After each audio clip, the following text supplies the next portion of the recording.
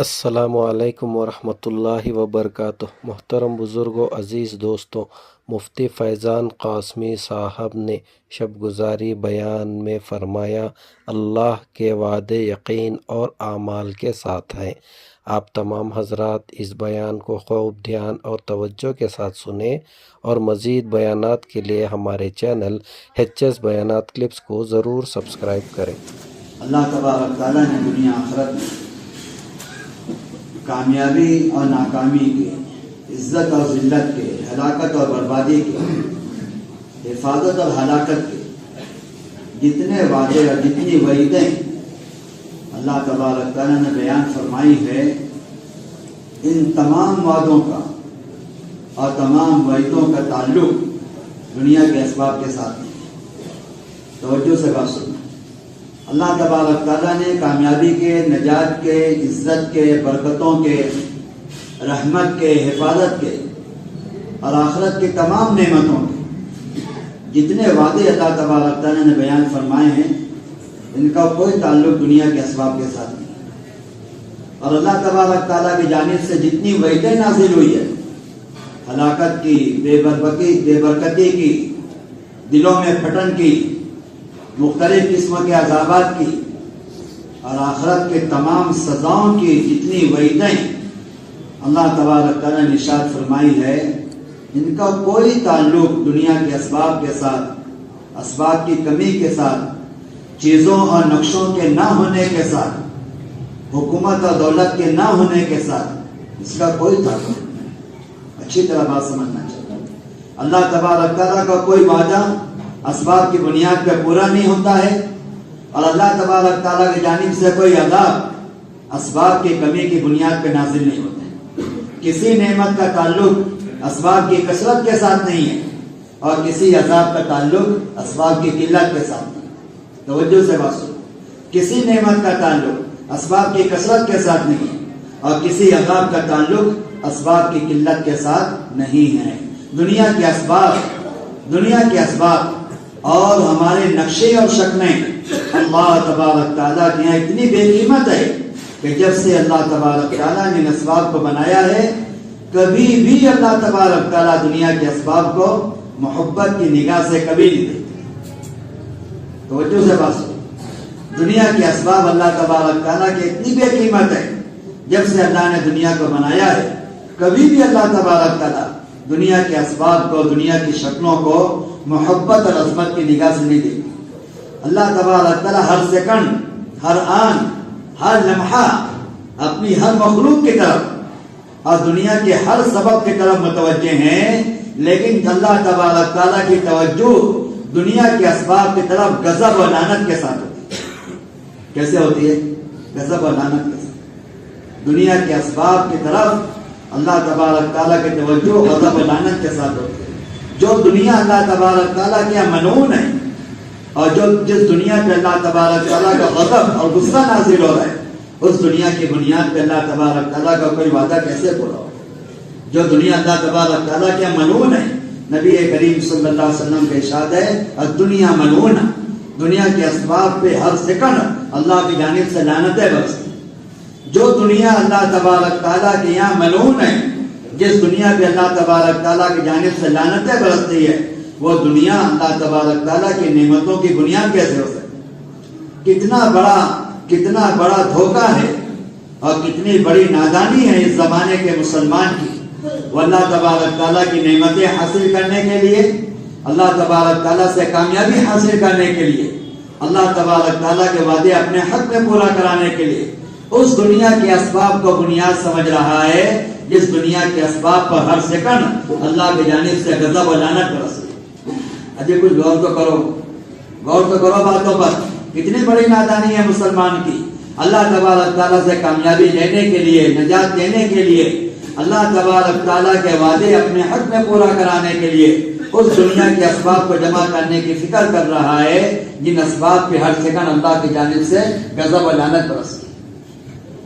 دنیا کے اسباب کا کوئی تعلق اللہ تبارک تعالیٰ کے وعدوں کے ساتھ، اللہ کی وعدوں کے ساتھ نہیں، بلکہ اللہ تبارک تعالیٰ کے تمام وعدے اور اللہ تبارک تعالیٰ کی تمام وعدوں کا تعلق مسلمان کے دین کے ساتھ ہے اور مسلمان کے بدن سے نکلنے والے اعمال کے ساتھ۔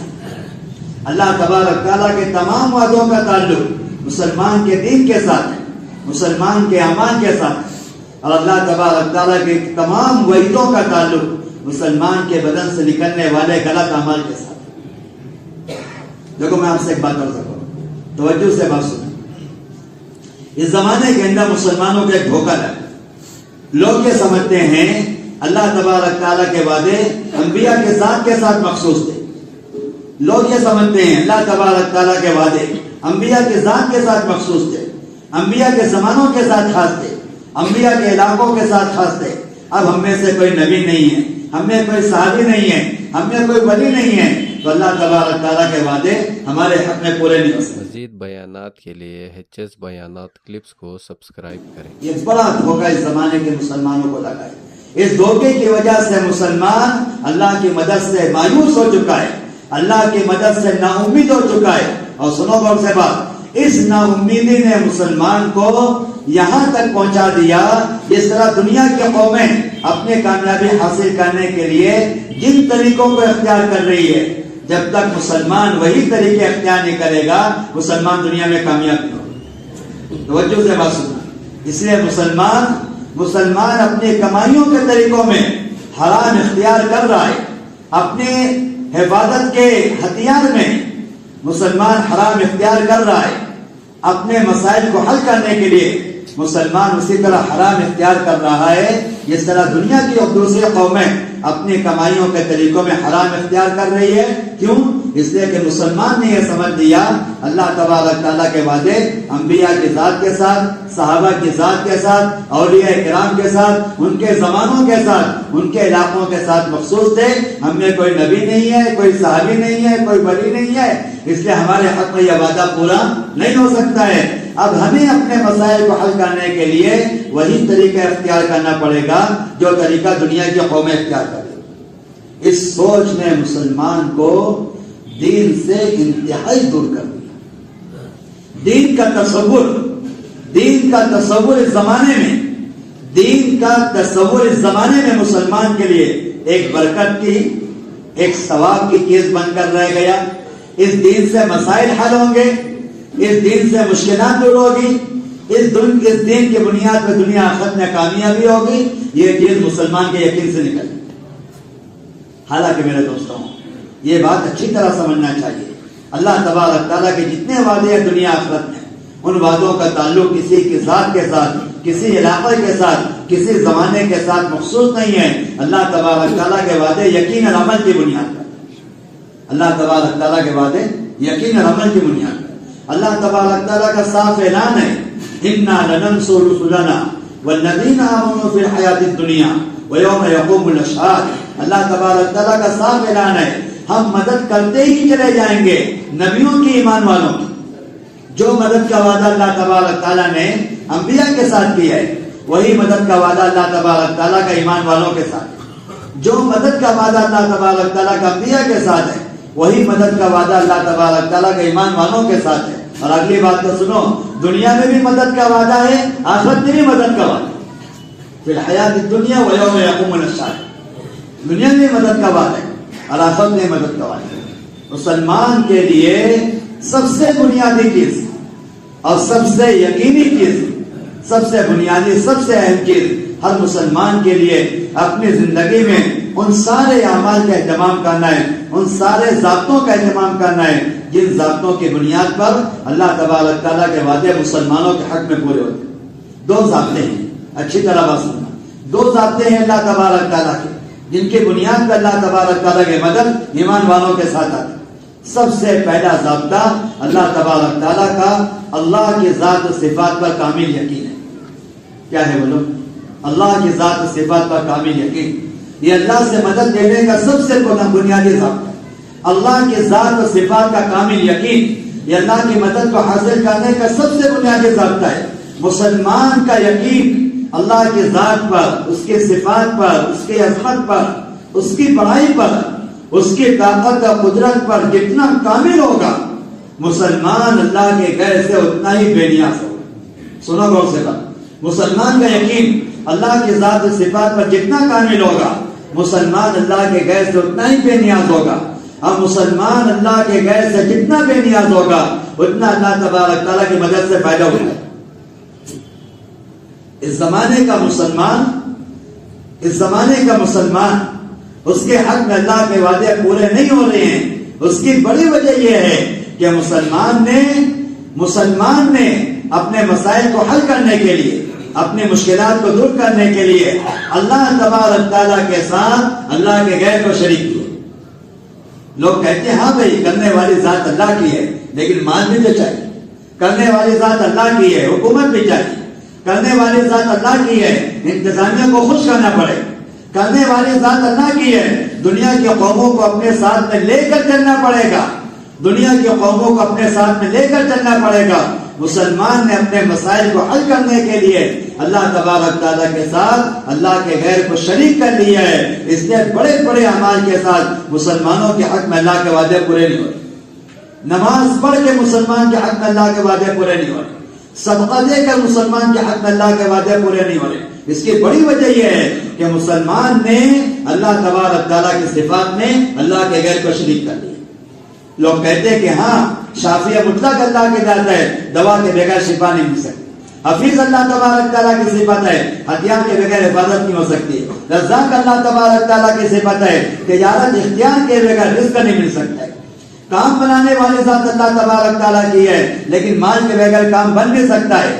مسائل کو حل کرنے والی ذات اللہ کی ہے، لیکن جب تک میری محنت کا دخل نہیں ہوگا میرے مسئلے حل ہونے والے نہیں۔